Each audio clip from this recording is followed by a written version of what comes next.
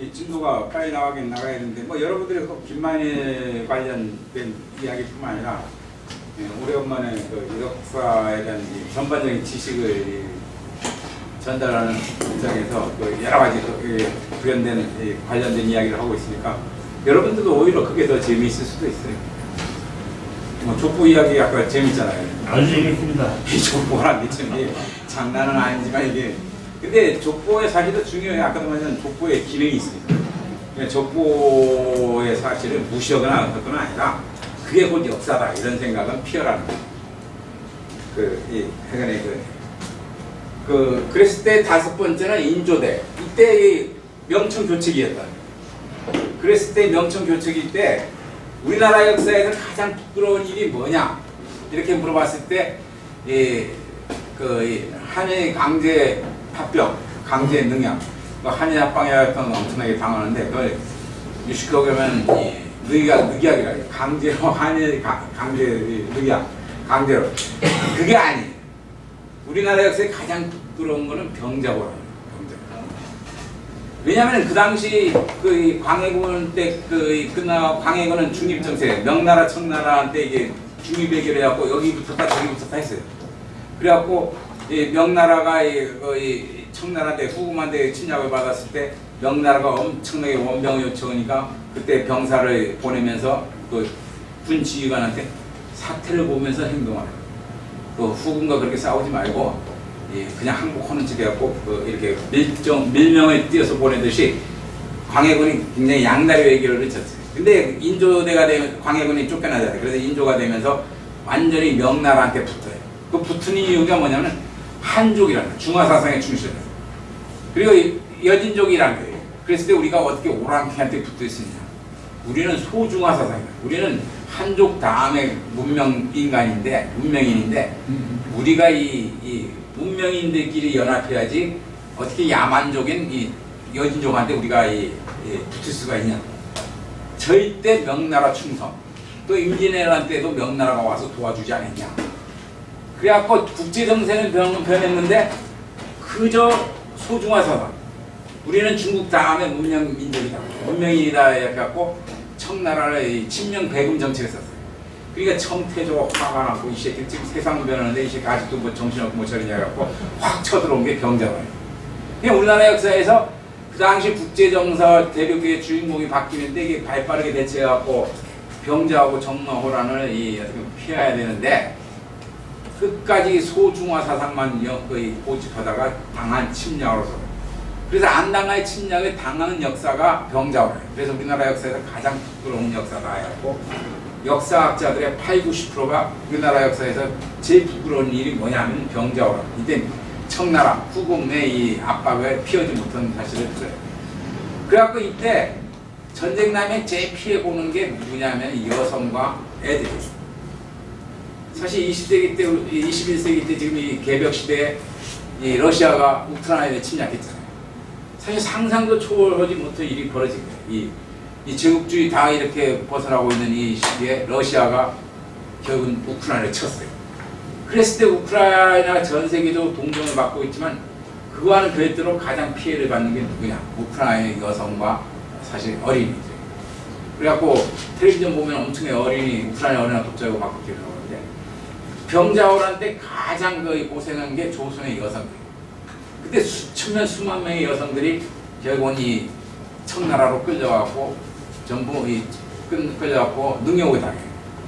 그러다가 청나라와 화친해갖고 이렇게 화해가 일어나고 청나라에 잡혀갔던 여성들이 한국으로 조선으로 돌아와요. 조선으로 돌아오니까 그 여성들이 환대를 받았냐면 처이척의 배척을 받아요. 그게 뭐냐면 환양년이에요. 환양. 고향에 돌아온 여자예요. 그러니까 여진족 야만족에게 능욕당했던 여성을 조선 사대부들이 받아들일 수 없다. 그래갖고 우리가 가장 여자들한테 욕하는 여자로 이 몸파라고 하는 게 환양년이에요. 환양. 그게 환향형. 고향으로 돌아온 여자라. 그래서 이런 병자호란 이런 시기 일어나기 직전 광해군 때는 그렇지만 청나라가 후금이 계속 압박을 가요. 인조대도 압박을 가고 제주도 말을 받. 그러니까 중국에서도 알아봤어요. 왜냐하면 중국 제주도에 있는 말이 결국은 김만일의 목장마가 엄청나게 훌륭하고 준마, 어승마로서만의 중국 명나라 청나라에 받는 진원마로도 알려졌어요. 그러니까 중국에서도 제주도 말이 엄청나게 좋다는 거 알아갖고 후금이 인조 때 이때 그 후금이 제주도 말 1000필을 갖고 오라. 근데 1000필이 될 만큼 김만인의 목장이 말이 없었다. 엄청나게 쭈그러지니까 그래서 김만인이 인조대에 240필에 가. 1000필을 맞추라고 하니까 우리 도저히 안 되겠다. 그래서 248만 했는데 바로 이런 공로로서 아까 말한 순정대부에서 정립품 정원대부에서 종이품 그래서 관계를 시상 받았어요. 그 다음에 하여간 조상은 잘 둬야 될 필요가 있어요. 그리고 여섯 번째는 광해군 때 또 내피의 말을 특별히 키워갖고 아주 준만을 키워갖고 김대면을 시키고 국가에다 바쳐요. 왕한테 바뀌면 엄청 좋네. 그래갖고 그 아들 아들이 김대명한테는 큰아들이 김대명한테는 오송군수 사또직을 내렸고 그 다음에 둘째 아들의 대선 당상관 그 다음에 손자까지 벼슬을 주는 일이 벌어져요. 그냥 조상이 돈도 물려주지만 벼슬을 물려주는 이게 돈이죠. 그때 녹봉이 다 월급 받게끔 해줬으니까. 그래서 김만일의 어떤 헌마 이게 그동안의 어떤 사서 기록의 검토가 굉장히 부실했어요. 그래갖고 선조 때 말을 두 번이나 임진왜란 와중에 바쳤다 이렇게 말도 있고 여러 가지 있는데 김만일 평전을 쓰면서 사삼 연구자인 김종민이가 조선왕조 시절 다 엄청나게 조사하고 엄청나게 기록을 하니까 선조 때 말을 바쳤고 오이도 총관 됐다는 게 전부 허위로 밝혀졌어요. 그러니까 여러분들도 참고문을 보면 김만일 평전이 역사는 아니지만 거의 역사에 준하는 내용이에요. 평전은 쓰는 필자의 관점을 굉장히 많이 가미한 거예요. 나는 이렇게 본다는 뜻이에요. 평가니까. 그럼에도 거기에 기록에 대한 검증은 굉장히 철저하게 돼 있어요. 김종민 기자라고 사삼 말한다 쓴 기자인데 거기에 엄청난 검증이 됐는데 그동안에 여러 가지 사실들이 부정이 됐어요. 김만희 천님의 말을 바쳤던 이것이 오이도 총관의 임명이 계기가 됐다 이런 것이라든지 그 다음에 삼마감목관이 언제 임명된다든지 이런 이야기가 전부 그동안의 연구가 허위로 밝혀졌어요. 그러니까 그동안의 연구들이 여기에는 제주 출신이 아닌 남도영 박사라고 우리나라 전국의 말 최고의 연구자가 많은 연구를 했어요. 근데 이분이 사서에 대한 어떤 기록이라든지 또 제주도에 대한 애정이 없다 보니까 약간의 어떤 기록이 또 사기친 경향이 없지 않아 있어요. 근데 그분이 밝혀놓은 사실이 수많은 사실이 허구임을 밝혀놨어요. 그러니까 이게 사실 자기 고장에 대한 어떤 역사 연구를 하느냐 자기 고장이 아니냐 이건 엄청난 차이가 있어요. 여러분도 고장이 어딘지 모르겠지만 저도 고등학교 졸업해갖고 서울 가서 고등학교 3학년 18년간 여기 살다가 18년간 서울 가서 서울에서 석사 박사 고려대학교에서 학사 석사 박사 이렇게 하면서 여러 가지 연구하면서 우리나라 역사 전체에 대한 연구를 했어요. 그러다가 95년도에 제주도에 내려오게 되면서 사실 여러 가지 내려오게 된 연우 중에 하나가 저희 집안의 중손이에요. 그래서 저희 할아버지가 돌아가시기 전에 중손도 봐야 되고 같이 살고 싶다는 3년 내내 이야기를 제가 서울생활 포기하고 내려와서 이렇게 해서 제주용으로 받았는데 사실 재미있어요. 자기 고장 연구는 굉장히 어떻게 보면 활력이 있고 또 기록이 전국의 국가 단위로 보면 기록이 너무 많고 그 기록 다 검토하고 논문 쓰려고 하면 논문 못 써요. 기록은 다 검토하잖아요. 근데 제주는 기록이 적으니까 기록 다 검토하자고 해갖고 기록 검토하고 논문 쓰면 나와요. 그러니까 성격적으로 기록을 다 검토하지 않아도 논문 쓰는 사람이 있고 성격적으로 기록 다 검토해야 논문 쓰는 사람이 있어요. 그러니까 성격적으로 기록 다 검토해야 논문 쓰는 사람은 논문 못 쓰고 학위도 못 받아요. 대충 보고 쓰지 않은 사람은 딱 하는 거예요. 이게 성격에 완벽성이 있는 사람은 역사 연구 못해요. 조선 전기 때까지 기록은 살다가 평생 열심히 살다가 읽으면 죽을 때까지는 다 읽어요. 근데 조선 후기 연구자들은 죽을 때까지 엄청 열심히 해도 다 기록 못 읽고 조선왕조실록 다 읽겠어요 그거? 죽을 때까지 읽어도. 그런 사람은 조선시대 영문 논문 못 써요. 그런 사람 저 몇 명 알아요.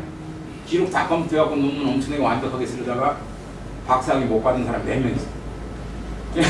근데 제주도 역사 연구는 저도 완벽한 사람인데 기록 검토가 다 할 수 있어요.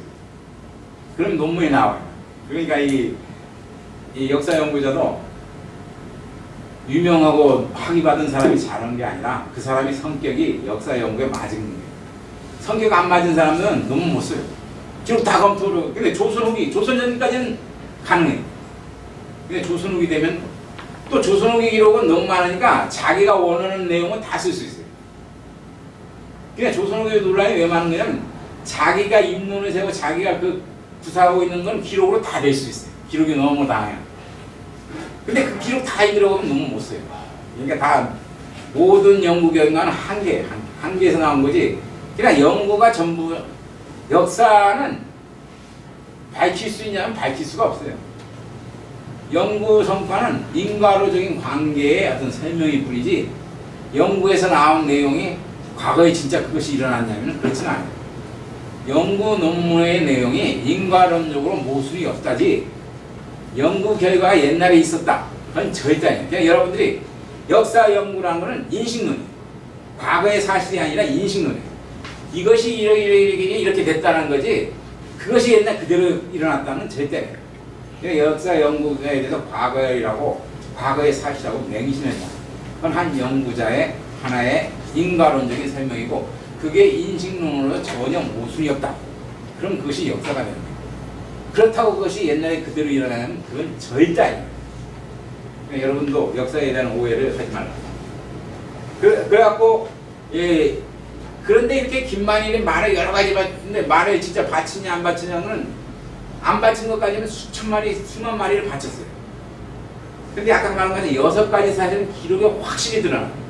그리고 그것이 중요한 사건의 포인트. 예를 들면 관직을 받았더니 관풍문이거나 그 다음에 국가 권력의 비화에 어떤 백이 돼줬다든지 아니면 아까 말한 건 승부수를 하고 김만일이가 직접 말을 500마리를 끌고 갔다든지 이런 아주 특이한 거는 6가지지만 그렇게 여러 가지 논란거리가 있는데 김만일에 관련된 진짜 논란거리는 험마공신 김만일이라고 하는데 김만일 험마공신은 칭호를 진짜로 받았냐 안 받느냐 그리고 험마공신 김만일이란 말이 맞느냐 안 맞느냐 이거예요. 지금 이것도 현재 논란이 되고 있어요.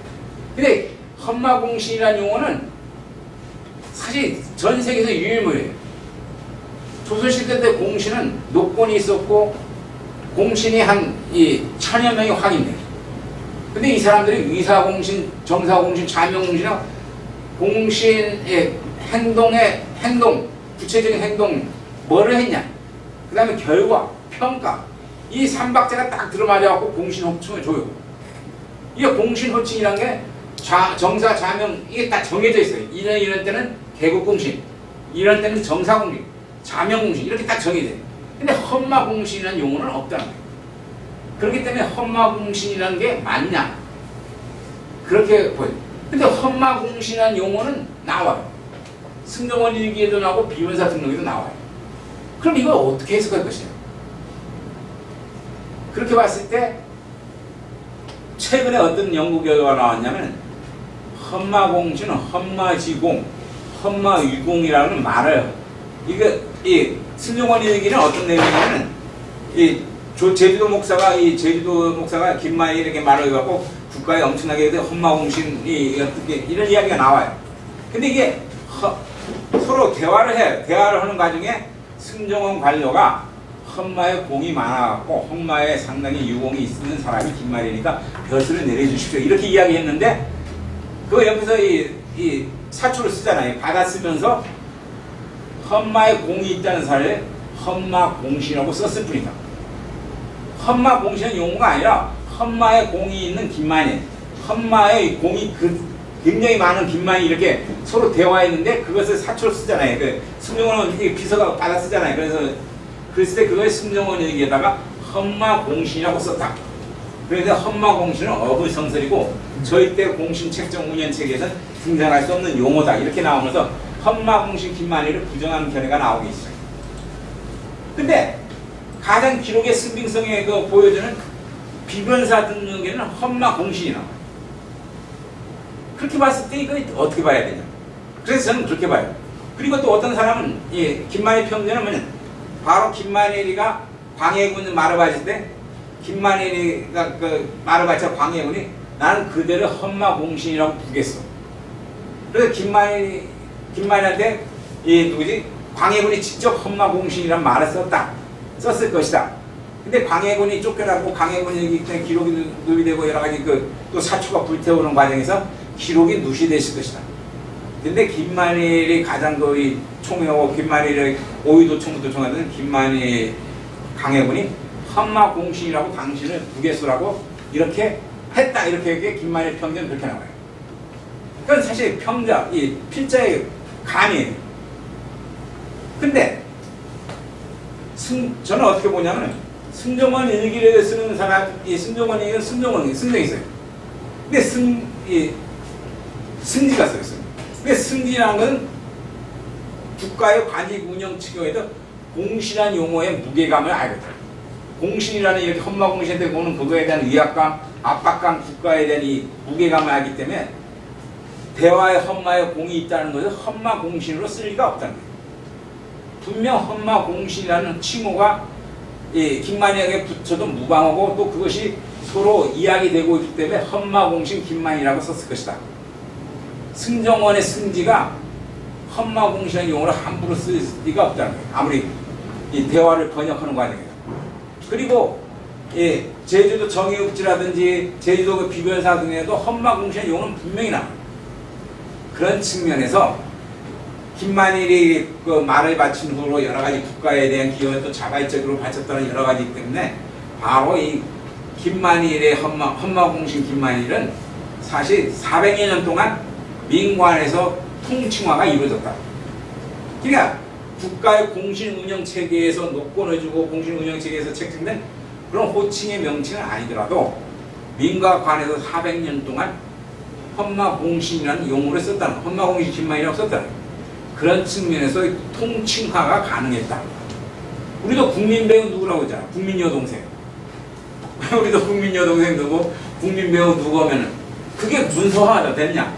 근데 그렇지도 않잖아요. 그렇지 않은데도 국민배우 누구, 국민여동생 누구 이렇게 이야기잖아요. 또 국민어머니 누구잖아요. 유명한 뭐 이렇게 탤런트라든지 뭐 이걸 그렇게 봤을 때 험마 공신 김만이도 민가관에서 통칭화가 이루어졌다. 그렇기 때문에 험마 공신이라는 말을 쓰는 자체는 전혀 모순이 없다. 이렇게 이해하는 것이 가장 합리적인 이해가 아닐까 저는 생각해요. 그러니까 험마 공신 김만이는 통칭화는 그것도 민간에서 광란에서 그런 측면에서 험마 공신 불러도 전혀 무방하지 않느냐 이런 이야기를 할 수가 있어요. 그리고 제주도의 목사가 쓴 어떤 제주도 읍지에도 험마 공신 김만이 여러 번 등장해요. 그때 수령이란 게 중앙정부의 사정, 또 험마 공신이라는 말을 썼을 때 오는 부담감, 그것이 위법성은 알고 있다면 험마 공신의 용어를 안 쓴다는 거예요. 근데 썼다는 것은 꺼리낌 없이 써도 될 정도의 용어가 이루어졌다. 이렇게 우리는 이야기를 해도 무방하지 않을 것인가. 이런 식으로 그 이야기를 해야 됩니다. 400년 동안. 그랬을 때 이 김만일이 어떤 여러 차례, 수십여 차례, 뭐 10여 차례의 말을 바친 일이라든지, 그리고 김만일이 최고의 관직에 나오고 그 후손들이 삼마감문권이나 엄청난 벼슬을 차지했다든지, 그리고 이 김만일이가 어떻게 보면 말 사육의 기술력이 최고의 수준에 달했다든지, 그 다음에 좋은 종자가 있으면, 종모가 있으면 돈을 아끼지 않고 그 어떤 사들였던 이 어떤 CEO의 어떤 기지라든지 이런 측면, 그리고 이 김만일의 말을 바치고 김만일의 말 목적을 국가 권력이 나서서 보호해줬다든지, 그렇게 봤을 때 김만일의 어떤 사회적 성취, 그리고 이 김만일의 어떤 국가 권력에 대한 활용도, 그리고 국가에 대한 기여, 이런 측면, 또 김만일이가 CEO로서 아주 노련한 게 국가 권력을 방패막이로 삼았다는 거예요. 말 목적.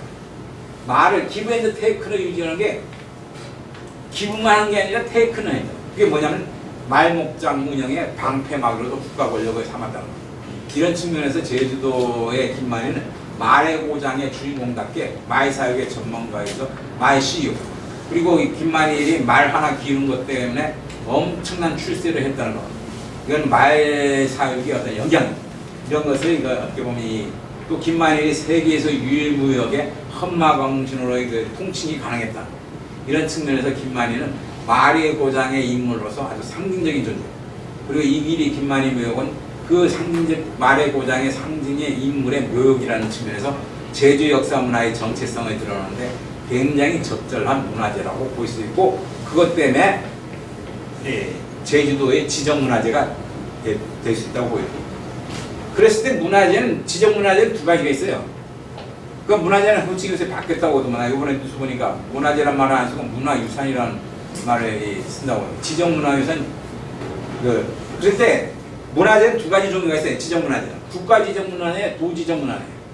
그러니까 국가지정문화재는 국가 단위 역사 문화에서 가장 그 어떤 역사적으로 또는 문화적으로 어떻게 보면 기념 역사적으로 어떻게 보면 보존할 가치가 있는 것을 국가지정문화재로 삼아요. 그리고 지역문화 역사, 지역문화 역사를 그 대표고 지역문화 역사를 엿볼 수 있는 문화유적은 각 지역의 별로 도지적 문화재가 있어요. 근데 도지적 문화재, 그 다음에 국가지적 문화재에 대해 용어가 사실 틀려요. 여러분들은 문화재 가보면 거기 국가지적 문화재냐 도지적 문화재 안 써 있어요. 그래서 여러분들은 굉장히 신경이 낼 수 있어요. 이거 뭐냐? 국가지적 문화재냐 도지적 문화재 쓰지도 않고 그건 누가 알아? 근데 그렇게 욕할 게 아니라 여러분들이 아는 것만큼 보인다고 국가지적 문화재와 도지적 문화재는 용어가 틀려요. 그냥 국가지적 문화재는 명칭은 사적, 보물, 그다음 중요 민속문화재, 이것이 이 국가지적 문화재. 그냥 사적이냐 보물이냐 이런 용어 붙이면 국가지적 문화재. 근데 유형문화재, 그 다음에 기념물, 그 다음에 이 민속문화재, 이건 도지정이에요. 그러니까 여러분도 용어가 틀려요. 용어가. 그래서 삼성에는 뭐냐면 사적이에요. 사적. 그 다음에 원당사의 5층 서당은 보물이에요. 근데 이 길이 김만이면 기념물이에요. 기념물은 도지적 문화재. 그냥 용어가 틀려요. 그냥 여러분도 문화재 딱 보면 이게 문화재 명칭이 있어요. 기념물. 제주도 기념물. 기념물 하면 이건 도지적 문화. 그 다음 사적. 보물 쓰면 이건 국가지적 문화. 이런 식으로 여러분들이 이해하시면 돼요. 그렇게 봤을 때 김만희도 중요하지만 이 제주도의 이 김만희 후손, 또 경주김씨 김만희 후손들, 그 다음에 제주도 전체, 그 다음에 이 전체적인 삼목한목관이 굉장히 중요해요. 제가 삼목한목관 역임자 일람표 여러분들이 그 책자에 나와 있는데 그것이 제가 최초로 만들었어요. 아마 경주김씨 집안 사람들은 자기네 조상, 조상의 자기네 조상이 있냐 없냐 그걸 보고 알 수 있어요. 우리 집도 관목관 출신이 아니냐는 그 역임자 일람표를 보면 거기 쫙 보면 나와 있는 거예요. 이게 최초로 나왔는데 제가 모든 기록을 다 뒤져서 이 족보에 아까 말한 족보는 기록으로 족보에 83명의 삼마관목관 역임자 일람표가 나왔어요. 근데 그 기록을 다 대조해 봤어요. 근데 그 중에 5명은 어떠한 기록에도 찾을 수 없어요. 나머지 8명은 승정원일기라든지 조선왕조실력이라든지 조선시대 그 신미서에 있는 자료에 다 등장해요. 그러니까 족보에 83명이 나왔는데 5명만 빼고 73명은 다른 사설에서 다 확인돼요. 그 신빙도가 엄청나게 높고, 그러니까 족보도 사실은 올라갈 수 있다는 거예요. 근데 그 5명이 여기 내려보면 5명이 족보에만 나와 있는 사람. 근데 진짜 그 집안에 대한 누가 매맞을 짓인데 그 5명은 다른 기록에 안 찾아지고 연대가 안 맞아요. 그랬을 때 아마 그때 삼마관목관의 아주 종같이 삼마관목 여기면 드는 게 자기 어린 아들이라든지 죽어버린 어린 아이라든지 이게 오인 게 아니냐 하는 생각이 들어요. 그러니까 여러분 사실 빽이라는 게 지금의 옛날에 있잖아요. 그 5명은 아무리 봐도 아주 어렸을 때 죽었거나 아니면 이게 삼마관목에 끼어들 여지가 없어요. 근데 족보에 5명이 올라가 있다. 근데 그 5명의 후손들도 있겠죠. 모르죠. 절종이 됐는지. 근데 그 5명은 아무리 봐도 아마 그때 이 김만희 집안의 어떤 이 종갓집에서 힘을 써서 올린 거 아닌가 하는 생각이 들긴 들어요. 근데 물론 다른 기록이 나올 수도 있죠. 근데 제가 뭐 여기저기 다 뒤져보니까 78명은 나와요. 승률이 다 나와요. 그래서 탐나 술력부에도 나오고 다 나오는데 그 나머지는 안 나오고 있어요. 근데 이 김만일이 그 사망해요. 세상을 떠나요. 사망하자 국가에서 말 부족했는데도 계속 김만일한테 기대요. 김만일이 살아야 돼. 그럴 때 김만일 후손들이 삼마장이 결국은 이 김만일의 후손들이 말이 계속적으로 후손들에 의해 어떻게 보면 사육되고 있다는 사실을 알아. 그럼 김만일 후손들한테 말을 구해자. 그래서 김만일 후손들한테 말을 구매해. 말을 구매하고 있는데 그 말을 구매하다가 결국은 김만일의 아들 김대길이 208필을 효종 10년 1659년에 바쳐요.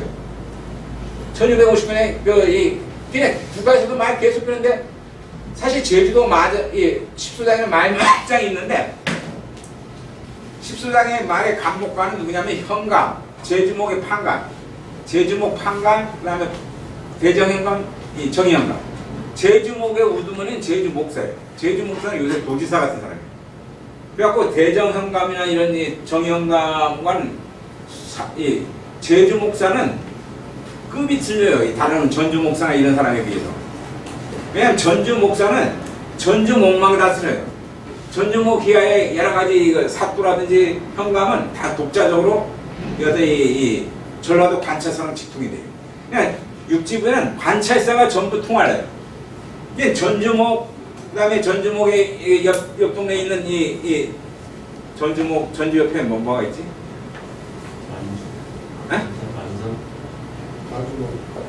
나주목계, 나주도 목급이잖아, 뭐. 나주목계, 여수가 있다고 하면 나주목, 여수. 근데 나주목하고 여수는 서로 안 통해요. 전부 전라도 관찰서 나요. 근데 제주도 목사만 이 정의현감, 대정현감을 통하래요. 근데 정의현감, 대정현감과 맞먹는 존재가 누구냐? 제주 판관이에요. 근데 제주 판관이 결국 수령급이에요, 제주도는. 그러기 때문에 제주도 목사는 관찰사급이에요. 그래서 이 관품이 전주 목사, 나주 목사보다 한 급이 높아요. 근데 나주목, 전주 목사는 부이사관이 가지만 제주도 목사는 이사관이 가요. 그냥 관찰사. 그렇기 때문에 우리가 흔히 제주목, 제주시는 이 제주목 동네 관내는 제주목사가 다스리거나 그렇지 않고 제주 판관이 다스려요.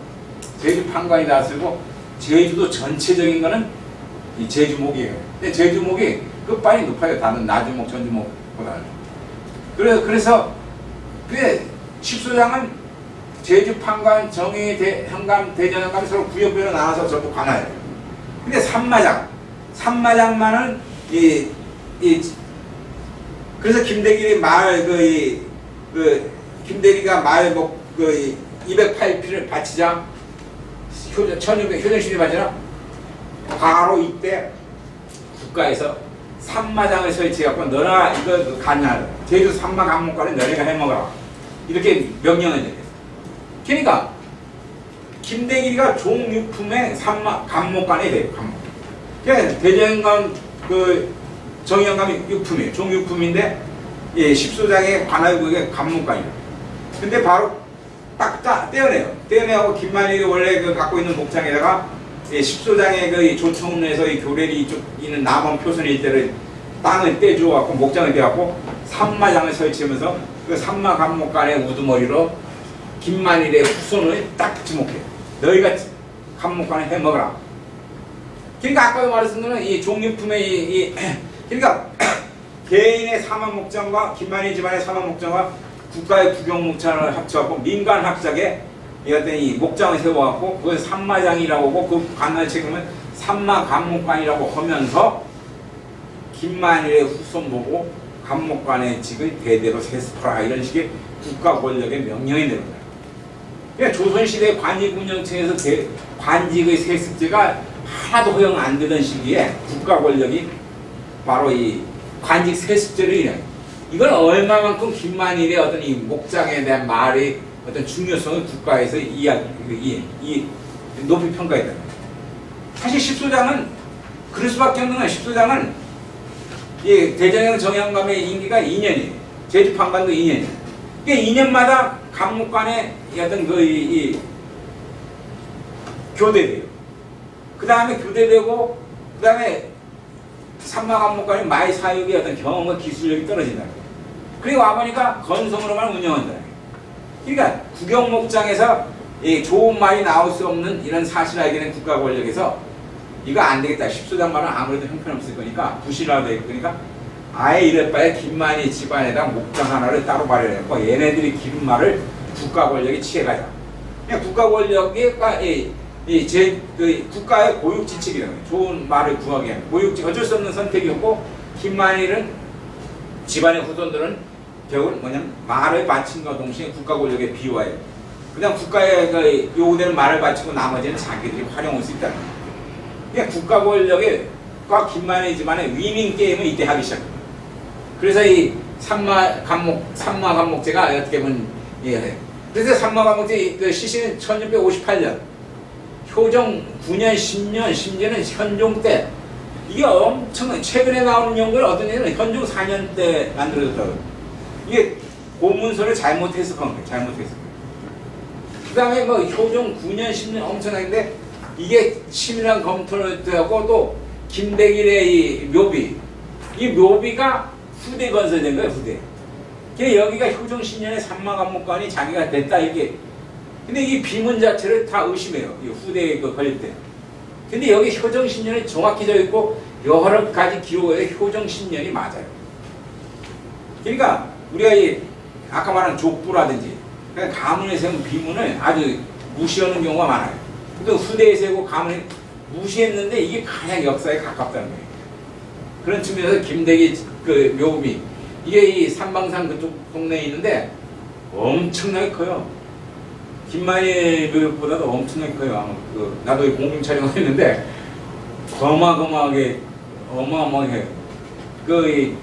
김만희 후손도 대파, 중파 해갖고 좀 사이들이 나눠진 것 같아요. 김대기는 뭐 중파, 뭐 두 번째 뭐 이렇게 하고 그리고 김대기의 삼마감목관은 230년 동안 92회 83명이 삼마감목관으로 여기보는데 이게 이 집안 저 집안 옮겨가요.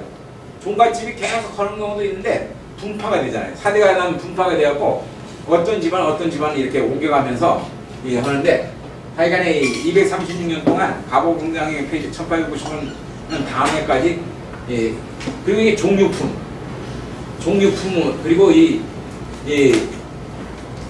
종유품이 있는 거는 사실 현감이라는 거예요. 그리고 이 삼마장의 말이 가장 무서워요. 간마장. 이 간마장이 삼마장도 굉장히 분화가 돼요. 녹산장, 상장, 친장 이게 이 정석비행장 그 다음에 돌문화공원 그 다음에 따레비 오름 그 다음에 교래리 이쪽 동네가 삼마장이에요. 이게 400m라고 해요. 400m. 근데 이 삼마장의 말이 굉장히 우스워요. 왜냐면 여기가 이 높은 지대라서 추워요. 추운 지방에 사는 이 말은 상당히 추운 목초가 부쩍 걷는 건 사실이지만 추운 지방에 사는데 이 삼마장의 말이 굉장히 1등마 이게 간마 간마장이 또 생겨나요. 국가의 진원말에 굉장히 좋은 말을 바쳐야 돼요. 간마장이 그리고 이게 전부 이게 이 주변에 김만희 가면 또 하셔서 이게 어떻게 여러분도 잘 보면 알고 있지만 이게 삼마장의 전체적인 구조예요. 삼마장도 굉장히 분화가 되긴 해요. 그렇기 때문에 여기 삼마장의 말이 어승말, 왕이 타는 말, 그 다음에 명나라, 청나라에 맞춘 진원말. 그래서 엄청나게 그렇기 때문에 삼마장의 말이 너무 좋기 때문에 삼마장의 말, 제주도에서 십소장의 말 바치잖아요. 그 중에 일정량은 삼마장의 말을 바치라는 할당량이 내려와요. 그리고 할당량이 봉진마. 왕에게 바치는 봉진마가 이 1년에 2마리였어요. 근데 엄청나게 eng인가 그래서 산마장에 우리 힘들다. 1년에 2마리가 엄청나게 무서운 말은 그러면 2년에 1마리씩 박쳐라. 2년에 2마리, 1년에 2마리, 2년에 1마리. 그 다음에 10년마. 10년마는 그 자축인묘 진상에서 3년마다 돌아오는 자, 인시 뭐 이렇게 3년마다 하는 거죠. 10년마가 200필을 바치다니 300필. 이게 말이 그 사실 300필, 200필 바치기 쉬운 일이 아니에요. 그 다음에 봉진마 같은 경우는 엄청나게 왕이 타는 말이니까 또 진헌마, 청나라대 이게 엄청나게 그리고 이 말을 바치면 국가에서 심사를 해요. 심사를 해갖고 상중하를 매겨갖고 중이하면 삼마검목을 파직시켜요. 때려 치우라고. 너 이게 바치는 말이면. 그래갖고 이 엄청나게 그래 인기가 들쑥날쑥해요. 삼마검목 처음에는 이 삼마검목이면 처음에는 김만희 가게 집안의 문 중에서 제주 목사한테 추천하면은 제주 목사가 중앙정부의 병조에 아니면 임명이 돼요. 이제 김만희 가게 집안 종 중에서 자율적으로 그 어떤 선택하고 추천해요. 근데 임기도 처음에는 뭐 4년, 5년, 6년, 7년, 8년, 9년 이게 마음대로 했어요. 이게 어떤 김만희 집안의 어떤 구성원들의 역학관계에 따라서 임기가 7년, 8년까지도 했어요. 9년. 그러다 이게 국가 권력이 계속적으로 이 산마감목관 임명에 관여돼요. 또 산마감목관들이 솔직히 말해 최고 제주도의 권력자이기 때문에 행패가 심해요. 행패가 심해갖고 그때 마이태우리를 엄청나게 학대를 해요. 학대를 하다 보니까 학대받은 이 마이태우리가 중앙정부에 신문고를 올려버려요. 신문고를 올려갖고 이 산마감목관 이 새끼들 때려주기 새끼들 어떻게 되니까 국가 권력에서 산마감목관 세습들을 폐지해갖고 그 다음에 이 정의현감이 이제 맡아요. 정의현감이 산마감목관 우두머리를 맡아요. 그러니까 김만희 집안에서는 영을 호신탐난 기회를 봐갖고 우리가 뭐 마이태우 그 새끼 말하는 등으로 때렸을 뿐인데 이거 왜 그러냐 해갖고 호신탐난 기회 중앙정부에 해갖고 신문고를 다시 올려요. 아니 왜 우리가 사실 이렇게 되고 걔가 워낙 나쁜 애고 불쌍해 우리가 좀 때렸을 뿐인데 이렇게 해달라고 하니까 국가 권력이 허락 안 해요. 그래서 계속 로비가 들어요. 그거 엄청나게 로비 들어갔겠죠. 그때 영의정, 자의정한테 엄청나게 좋은 말 바쳤겠지. 그래서 그냥 국가 권력이 그럼 다시 산마감목관을 그 김만희 집안으로 돌려라. 그 대신에 이제는 집안에서 뽑을 게 아니라 제주 목사가 선정해갖고 걔를 산마감목관이하고 산마감목관을 딱 임명해요. 이제는 집안의 협의가 아니라 제주 목사가 딱 지목해갖고 그러면 걔가 산마감목관에 또 임기도 너네 마음대로 했는데 이제는 3년 반에서 4년 정도로 하자. 임기도 근데 이게 조선 후기 때인데 조선 후기는 국가 권력이 엄청나게 중앙정부의 권력이 강화되던 시기예요. 지방의 토호들, 지방의 향임 세력들을 지방의 유지, 지방의 사족을 잡는다고 중앙정부가 엄청나게 전국적으로 지방을 족치던데. 그랬을 때 제주에서도 산마공목관 이거 지네들 멋대로 척하면 먹는데 그러지 말고 이제는 제주 목사가 관여하자고 임기가 제주 목사가 어떤 임명은 그런 식으로 확 바뀌어요. 그러다가 아예 3년 반, 4년이니까 이건 너무 길다. 여기서 헤쳐먹는 것도 많고 안 되겠다. 다시 3년을 또 줄여요. 임기가 3년을 줄여갖고 쭉 가는 이 시기가 이루어져요. 그러니까 어떻게 산마공목관의 어떤 이게 제주 집안에 제주 내에서는 엄청나게 권력자이지만 중앙정부에서는 애들 조였다 폈다 조였다. 그래갖고 이 같은 경우는 이 말을 둘러싸고 중앙정부 제주모 산마감목관이 3년간의 역학관계에 따라 임기도 왔다 갔다 하고 임기가 3년 정해졌지만 28일 만에 잘리는 애도 있어요. 왜냐면 말이 안 좋은 말 하면 그 작시 잘라요. 그러니까 산마감목관도 제주도에 힘든 존재였지만 사실 28일 만에 잘리고 3개월 만에 잘리고 6개월 만에 잘리는 사람들이 엄청 많아요. 이게 뭐냐면 전부 곤장도 맞고 말이 안 좋다고. 그래서 어떻게 보면 이 김만희 가게의 어떤 이 집안들이 산마감목이는 엄청 높은 관직을 대대로 해 먹었지만 결국은 국가 권력, 제주 목사, 산마감목의 어떤 역학관계, 힘의 겨루기에서 패배해갖고 져갖고 상당히 28일 만에까지 또는 한 달, 28이 아니고 3개월, 6개월 이 정도. 그러다가 이게 세습제가 폐지되었고 정의원감이 전담돼요. 다시 부활하고. 그러다가 236년간 어떻게 보면 이 김만희 가게 후손 가운데 이 산마감목관이 계속 임명된다. 그러니까 정기간 산마감목 운영되는 230년에 93% 이상이 김만희 집안의 후손들이 산마감목관을 맡았다. 그런 측면에서 산마감목관의 어떤 이 운영은 김만희 가게 후손에 의해서 이루어졌다. 김만희의 후광이 조상덕이 230년간 제주도 조선시대의 마정조직이 운영되는 한은 계속적으로 김만희 집안의 어떤 목장이다. 그랬을 때 김만희의 산마장 이거는 국영목 민간합작인 거죠.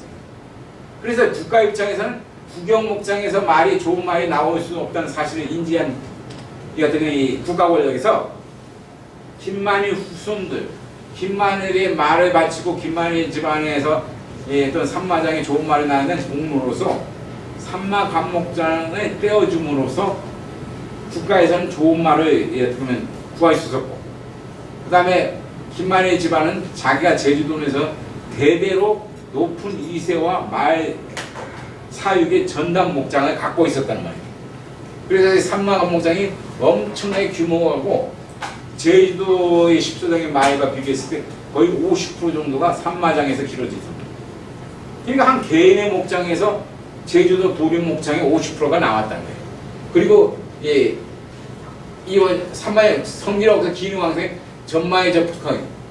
그러니까 아주 훌륭한 말은 전부 10소장이 아니라 산마장에서 나오고 중앙정부라든지 아니 중국에서도 산마장의 말은 어떻게 보면 굉장히 어떻게 보면 평가받았다. 그렇기 때문에 국가 권력과 결국은 이 산마장 김만희 가게 후손들의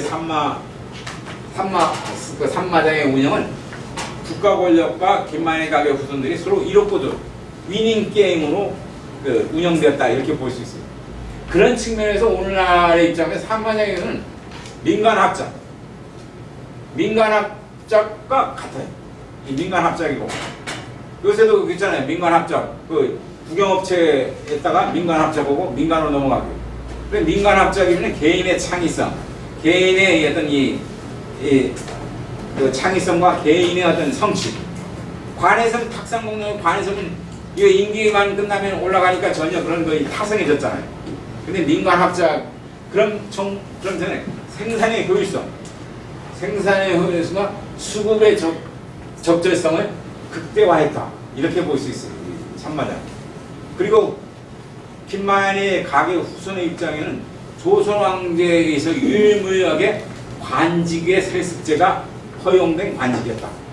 그런 측면에서 산마감목장의 어떤 산마감목관의 존재성이 굉장히 부각된다고 볼 수 있습니다.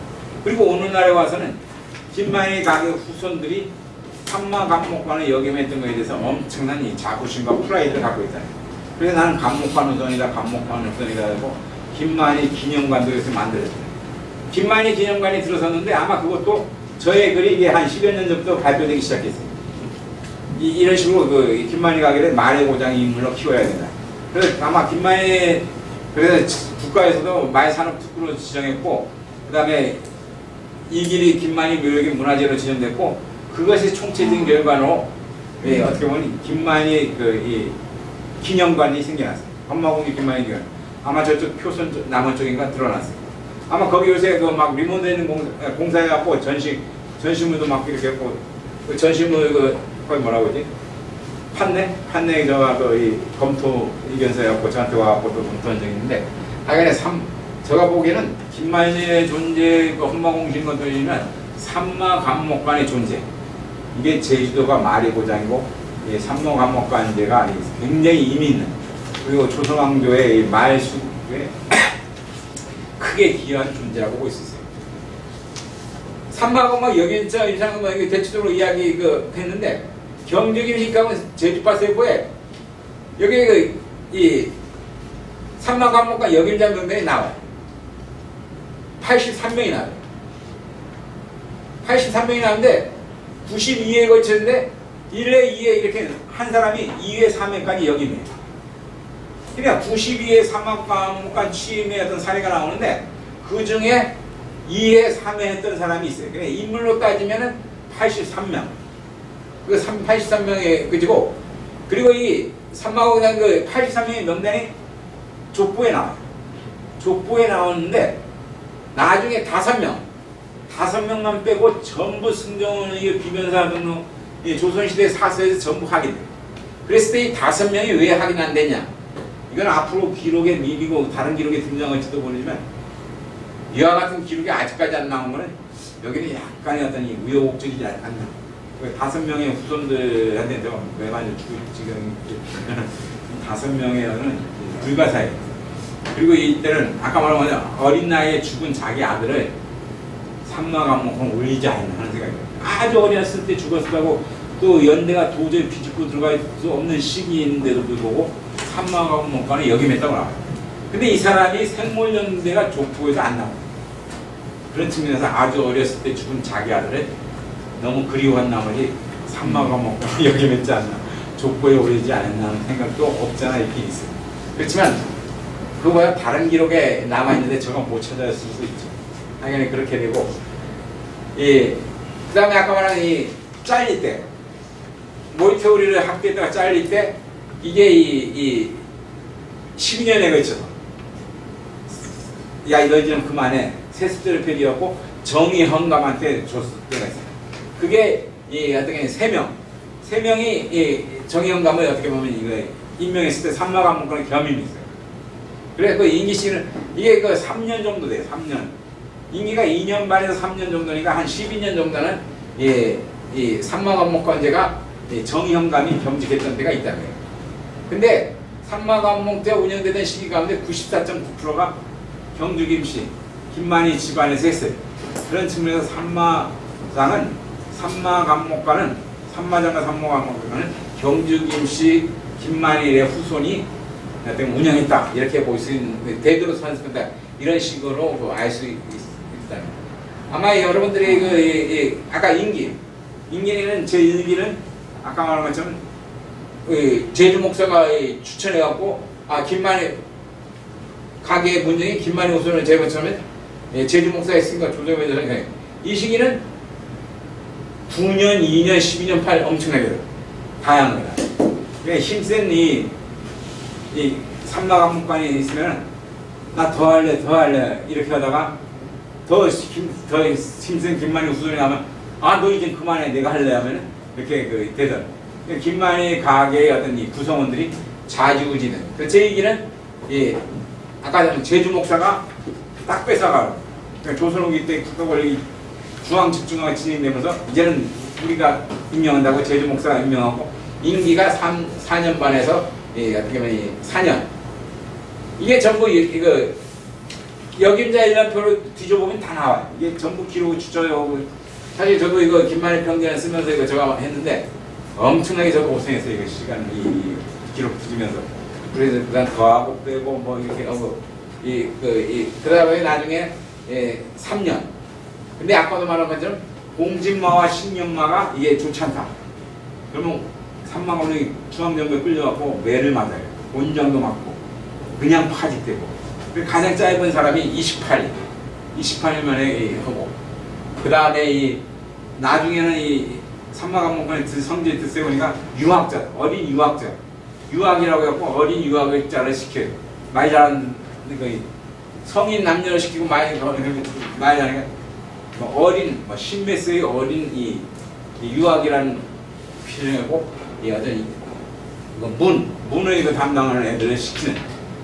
그러니까 국가 권력에서 삼마장의 좋은 말을 쉽게 빼내기 위해서 굉장히 삼마감목관을 길들였다. 그러니까 삼마감목관도 이 새끼들 우리 법규에 정한 것만 했는데 나머지 우리가 관할은 뭐냐는 식으로 시키고 그러다가 그다음 제주 목사는 자기 목을 했다고 그러고 근데 중앙정부는 또 중앙정부대로 좋은 말 빼내려고 또 보다 많은 빼내. 중앙정부 그다음 제주모 삼마감목관의 힘의 알력 관계에서 우왕좌왕하다가 상당히 많은 삼마감목관이 곤장도 많고 파직도 당하는 일이 벌어지니까 인기제가 제대로 지켜줄 수 없어요. 그랬을 때 정근대 사회로 올라가면 올라갈수록 시장경제가 안 나오고 신분제가 운영되던 시기 때문에 제주의 특산물이 제주도 사람들한테 득도 많이 됐지만 해가 많이 왔어요. 그 중에 강귤이라든지 전복이라든지 말, 이게 사실 신분제와 정근대사의 시장경제가 근데 시장경제와 그 다음에 전복 상품 생산과 시장경제가 열리고 신분제가 해방되면서 전복이라든지 그다음 말이라든지 강귤이 엄청난 제주도 주민들의 부를 창출했잖아요. 그리고 제주도 나도 이 고등학교 여기서 하고 대학 다니면서 전국 답사를 다녀봤는데 제주만큼 살기 좋은 이 인프라 시설이 되어 있는 곳이 없어요. 육지부 초문. 그런 측면에서 이 제주도의 이 특산물이 정근대 시기로 올라가면 올라갈수록 상당한 제주도 주민들에게 고통이 된 적도 있지만 사실 이 시장경제, 그 다음에 신분제가 해방되면서 제주도에 오늘날에 가능케 했던 것도 제주도의 어떤 가난을 벗어나게 했던 그 중에는 강기라든지 말 이런 것들이 큰 기여를 했다고 볼 수 있어요. 그런 측면에서 제주도의 어떤 특산품 그리고 역사 이거는 상당한 이 문제였고 제가 말의 고장 또 귤의 고장 이거에 대해서 논문까지 쓴 적이 두 논문을 쓴 적이 있는데 그 중에서도 험마공신도 그 중에 하나예요. 자, 이 마지막 매주말을 사실 이와 같이 제주도의 정체성을 이야기한 정체성이라는 건 사물의 어떤 본질을 본질에는 가장 근본적이고 그 사물과 현상과 관련된 일어나는 재현상의 가장 깊은 땅이 되는 게 정체성이에요. 이 정체성이라는 게 정체성에 대한 이해는 곧 사물에 대한 이해와 아주 상통해요. 그 중에서 이 제주도 정체성을 이야기했을 때 그냥 제주도가 가장 근본이 되고 제주도이란 모든 사회현상 또는 문화, 역사의 근본이 되는 건 제주의 정체성이라고 하는데 그걸 저는 두 가지를 줄 수 있다고 봐요. 하나는 제주가 화산섬이다. 제주가 화산을 통해서 화산 분출하고 수중에서 일어났다가 요거 쑥 수면 위로 올라간 게 제주도예요. 그게 가장 대표적인 게 한라산이에요. 한라산이 제주도고 제주도가 한라산이에요. 그러니까 제주도는 화산 활동을 통해 이루어진 화산섬이라는 거예요. 그렇기 때문에 세계유산 세계유산도 됐잖아요. 그래서 용암동굴 제주도가 한라산과 용암동굴이잖아요. 그게 전부 그래갖고 제주도 관광객이 늘어나고 세계자연유산은 우리나라에서 유일하게 제주밖에 없었어요. 세계자연유산으로서 우리나라에서 유일하게 제주밖에 없었는데 최근에 하나가 더 됐어요. 뭐냐면 갯벌이 됐어요. 갯벌. 근데 이제는 우리나라의 세계자연유산은 제주가 유일하다가 아니라 그냥 갯벌이라는 두 가지가 됐어요. 세계자연유산 처음에 출발할 때는 일국 일유산이었어요. 한 나라에 하나의 유산만 해주기로 했어요. 근데 이 중국이라는 힘센 나라에서 무슨 일국 하나냐? 중국은 여러 개 되니까 이제는 세계자연유산본부에서 유네스코 본부에서도 한 나라 일국 일권주의를 포기했어요. 그래서 세계자연유산도 처음에는 설악산이 대시했어요. 설악산. 설악산이 대시했는데 설악산은 실패했어요. 왜 실패했냐? 주민들이 엄청나게 반대했어요. 세계유산 단사에서 설악산을 하려고 국가에서 생각해서 막 그러고 있는데 국민들이 엄청나게 그 경기도 설악산 주민들이 이게 재산권 행사에 그래서 설악산 포기했어요. 그럼 제주도에서 한라산으로 하자. 처음에 한라산에서는 뭐 했냐? 한라산의 주민과 한라산과 주민생, 한라산의 뭐 섭생 이렇게 막 시생을 하려고 했어요. 근데 세계 자연유산과 한라산 비교해보니까 한라산이 잽도 안 돼요. 그래서 좌절과 고민하고 아이고 우리 포기할까 하다가 저쪽에 방청물 동굴이 딱 발견돼요. 전신수 공사하다가 방청물 동굴이 전부 다 팍 빠져버린 거예요. 빠진 데 들어가 보니까 용암 동굴이 쫙 펼쳐져요. 그때 세계 자연유산 신문자들이 그때 연구자들이 한라산 이거 포기하고 세계 한라산 주민들 포기하고 뭐로냐 용암동굴로 가자. 그 용암동굴로 가갖고 세계 자연유산이 된 거예요. 근데 제주도의 화산 폭발, 화산점이기 때문에 제주도가 이 화산의 토라든지 또 물이 엄청나게 왔다가 물이 쫙 빠지잖아요. 제주도가 제주도 전국이 최고 다우지인데 물이 쫙 빠지잖아요. 그리고 삼다수가 또 엄청 유명하잖아요. 이런 것들이 제주도의 정체성이 화산섬이기 때문입니다. 그다음 또 하나의 정체성이 뭐냐면 제주도의 해양의 지정학적 위치. 제주도는 이 동북아시아에 있는 해상의 요충지에 있어요. 그다음에 중국 대륙과 러시아로가 있는 그 해상의 요충지예요. 일본과의. 그러니까 해상의 요충지이기 때문에 위기와 기회가 동시에 오는 게 제주도예요. 이 제주는 세계의 정세가 변동할 때마다 엄청나게 위기에 처해요. 제주도 문화가 이 복합성이 돼요. 남방 문화, 북방 문화 같이 들어와요. 그랬을 때 뭐 아이들을 비행장이라든지 뭐 여러 그다음 몽골족이 제주를 점령했다든지 그 다음에 이 세계 뭐지 지금 있잖아요 그 해군기지 문화 이게 전부 제주의 지정학적 위치 때문에. 그러니까 제주의 역사 문화 생태가 지정학적 문제와 화산섬 이 두 가지 제주의 2대 정체성인데 그 중에 하나가 제주도가 말이 잘 있다는 것도 화산섬이 있기 때문이다. 왜냐하면 한라산이 있기 때문에 한라산이 제주도 지역 말사기 방목이 가능하지. 그래서 한라산이 고지대로 있기 때문에 말먹이가 왔다 갔다 하면서 싹트기가 들리기 때문에 말이 이렇게 자연스럽게 왔잖아요. 그렇기 때문에 제주도의 어떤 정체성을 이야기할 때 말의 고장은 사실 빠뜨릴 수가 없다는 거예요. 화산섬과 관련. 그랬을 때 말 시간에 이 김만희 관련 이 말산업 김만희 관련해 갖고는 말에 관련 테마 문화권 지구 설정이 필요해요. 그래갖고 여기가 제주가 말의 고장이고 또 말의 사역과 관련하고 김만희 같은 인물이 나왔다.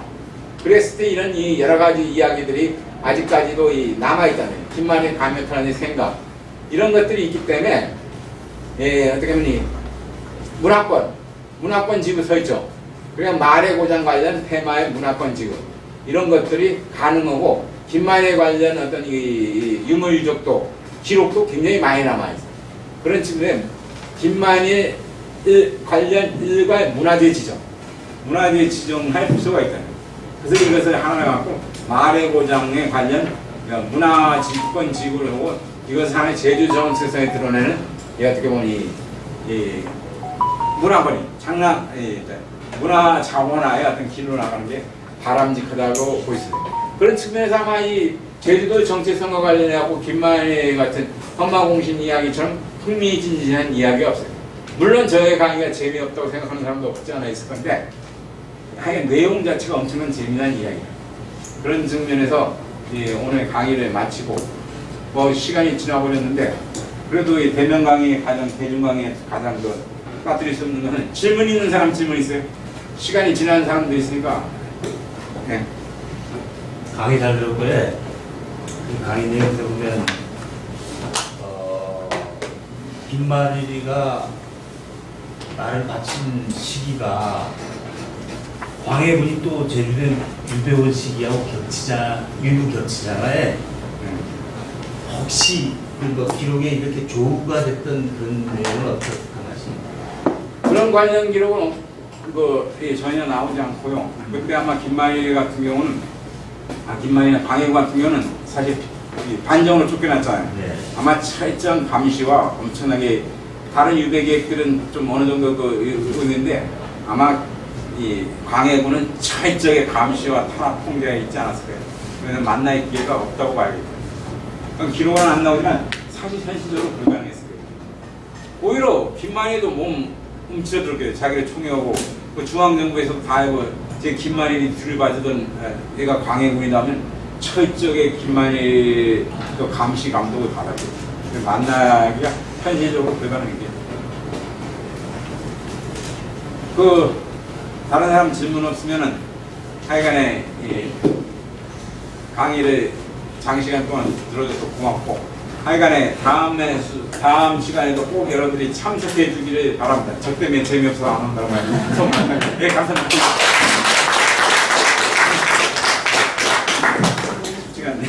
네, 다시 한번 큰 박수 부탁드리겠습니다. 정말 그 박사님께서 진지하게 강의를 해주신다고 하셨는데 정말 진지하게 2시간 꽉 채우셨습니다. 감사드리고요. 그 김만일, 험마 오신 김만일과 또 산마 덕목관에 대해서 좀 더 자세하게 알 수 있는 시간이 아니었나 싶습니다. 좋은 강의 해주셔서 너무 감사드립니다.